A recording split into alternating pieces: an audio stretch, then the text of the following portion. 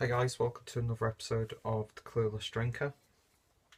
Got something hopefully pretty special today. The beer in question is from Mönchshof, which is actually from the Kulmbacher brewery.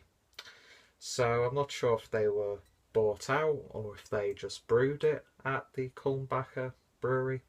I'm really not too sure about the history or the current business standing, and I'm not even too sure if this is how this beer is usually presented, because this is quite possibly one of the nicest beer labels that I've seen in a hell of a long time. Just love how traditional it looks. Great colour scheme. It's really nice, simple, beautiful illustration, and on the back, not as nice of course because there's no imagery there, but again, nice, simple, some great use of typography, and you've got a label on the neck, and of course this is a flip top, so you've got the label, or the logo I should say, on the top, which, you know, it's just a very pretty beer. This is the Bock, which is clocking in at 7.5%, and I'm a big fan of the Bock style. Let's get this beer opened. Nice amount of smoke on that one. I very rarely capture the CO2 coming out of the bottle on my videos.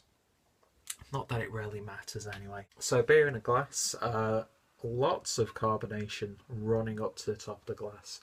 It's got one small finger's worth of fluffy, frothy white head with some big bubbles in there. And it's definitely not crystal clear. It's got a nice amount of haze to it.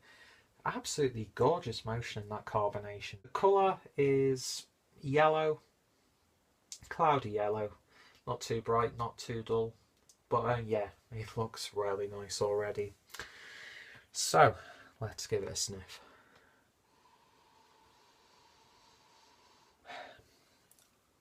Really not picking up anything on that sniff at all.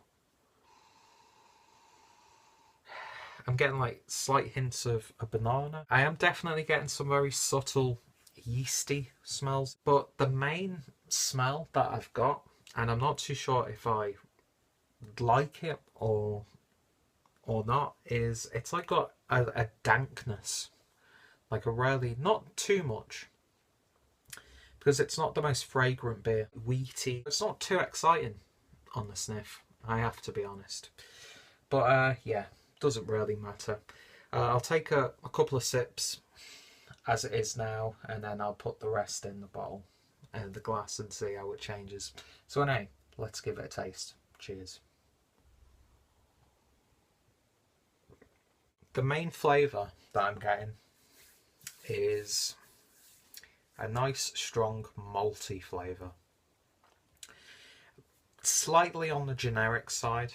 It doesn't really have any sweet characteristics or like toasted characteristic, but it is a nice malt flavour there. Ever so slightly spiced. Getting very slight yeasty flavours in there. There's almost like a very subtle honey sweetness right in the back that actually counterbalances the yeasty malty tones. I mean, it's a Hellas Bock, so it's going to look light, and it is really quite a heavy little beer on the stomach. It's always fascinating how you can have something that looks so really nice, crisp and refreshing, that, you know, it looks nice and vibrant, but it is really quite heavy. And it's I'm really liking this beer so far. I'm liking it because there's no like out of place flavours in there. There's no domineering factors to it. It's just a very well balanced, full bodied beer. Excuse me. A good amount of gunk in there to mix in. So it's actually not even made it that much more hazier, to be honest. So anyway, one more taste. I like the bitter finish on this one. It is really nice and subtle, but I was also picking, as it was going into my mouth, like a very slight zesty citrus element there. And to a few people, this could actually be a boring beer. But to me, this is very solid indeed. Like I was saying, there's no real, star of the show with this beer in terms of flavours. It's just all very well balanced. It all works well together.